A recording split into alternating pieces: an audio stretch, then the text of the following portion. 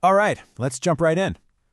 Sometimes there are these moments in history, moments that are like a hinge where everything just changes. Well, that last week of February 2026, that was one of those moments for AI.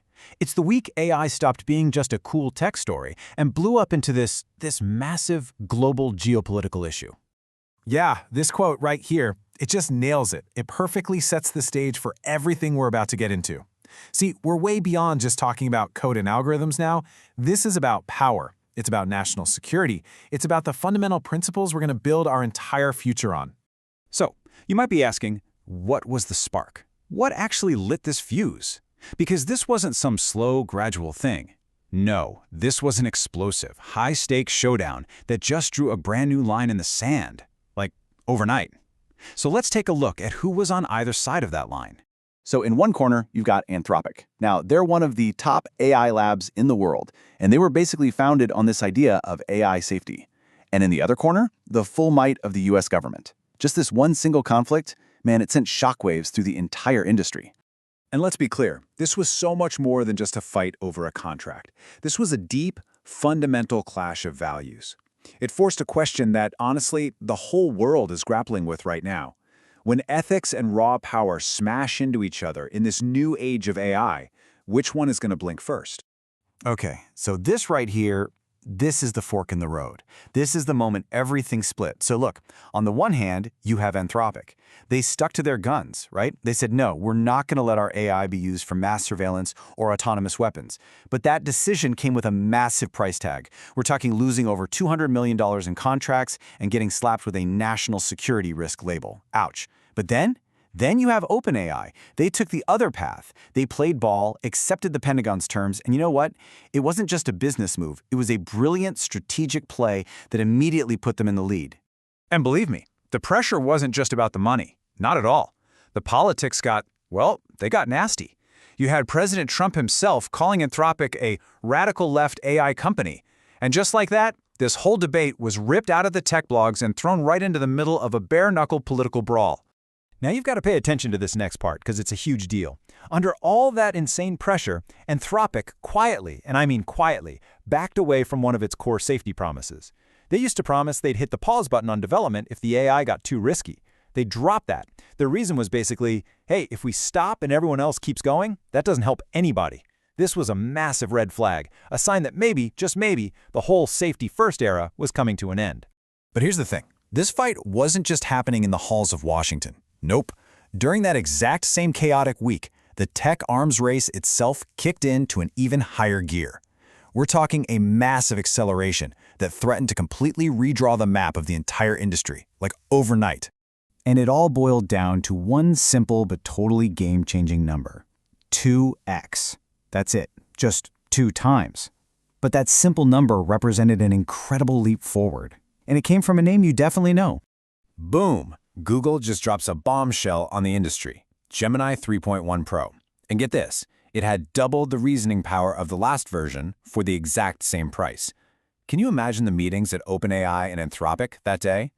This single move just poured gasoline on the fire, forcing everyone to scramble and speed up their own plans. Okay, so you have the super intense race, right? But something like this doesn't just happen in a bubble. It takes a mind-boggling amount of resources, and the ripple effects from that, well, they're sending huge shockwaves through the entire global economy. $650 billion. Just let that sink in for a second. That's the staggering amount of cash big tech is expected to throw at AI infrastructure in 2026 alone. Now, let's try to wrap our heads around just how big that number really is. I mean, that's more than the entire GDP of countries like Sweden. When you're spending that kind of money, it's like trying to force a river through a garden hose. You're going to create bottlenecks. All that cash is chasing a very limited supply of those super advanced computer chips. And that squeeze is something we're all starting to feel, even in the gadgets we carry around in our pockets. And this chart, it shows you exactly what I'm talking about, the real-world impact. There's this weird thing happening in the smartphone market. Sales are actually dropping by a lot, almost 13%. But the average price of a phone is at an all-time high. It doesn't make sense, right? Well, it does when you realize the same special memory chips that are desperately needed for all these new AI servers are the same ones that go into your phone. And that insane demand from the AI boom is just driving up the price for all of us. And this global squeeze creates some really unique problems in different places. I mean, look at Brazil. Here's a country that has this incredible advantage. Tons of renewable energy. But here's the crazy part. They waste about 20% of it. At the exact same time, you've got something like 1 trillion reais worth of investment for AI data centers that's just stuck, frozen. Why? Because they're stuck in this legal limbo. It's just a perfect storm of missed opportunity. So you've got all this incredible power, this unbelievable amount of money, and it's all moving at lightning speed. It all leads to the one big scary question. Who's in charge of the risks? Who's pumping the brakes? As this whole thing just gets faster and faster, you could feel the world scrambling to try and get some kind of control. And the response to this new reality is coming from a few different directions. You've got global groups trying to get everyone on the same page. You've got this growing fear about what this means for democracy.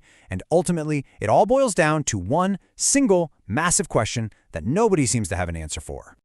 So on the world stage, the UN has stepped up. They put together this panel of 40 experts. Now think of it like the big climate change panel, the IPCC. Their job isn't to make rules, but to be an early warning system, to give us the hard science on the risks we're facing with AI. But make no mistake, the threats are real, and they are developing fast. One of the most chilling is something called predictive surveillance. This is basically using AI to sift through data to predict and even shut down civil protests before they can even start. I mean, you can just imagine how incredibly dangerous a tool like that could be in the wrong hands. And this is what it all comes back to. The ultimate question that week left us all with. You've got governments, you've got these mega powerful private companies, you've got international groups, but who is actually steering the ship? Who governs AI? And the terrifying answer right now seems to be nobody. And so that leaves us, you and me, with what might be the defining question of our generation. With all this mind-blowing progress, all this money, all this power, are we building a smarter, better future? Or are we just flooring the accelerator on a highway to a much more dangerous, unstable world? Look, this story is far from over. In fact, it's really just beginning. The rulebook for tech, for the economy, for global power, it's being completely rewritten as we speak. If you want to keep making sense of these massive forces that are shaping our world, you've got to be following us here at Macroeconomic IA. Seriously, go ahead and turn on those notifications. That way, you won't miss out on the insights you're going to need to stay ahead of the curve during these, well, historic changes. And just one last thing before we go, our standard disclaimer. All of this is for informational and educational purposes. It is absolutely not investment advice. Thanks so much for tuning into this analysis.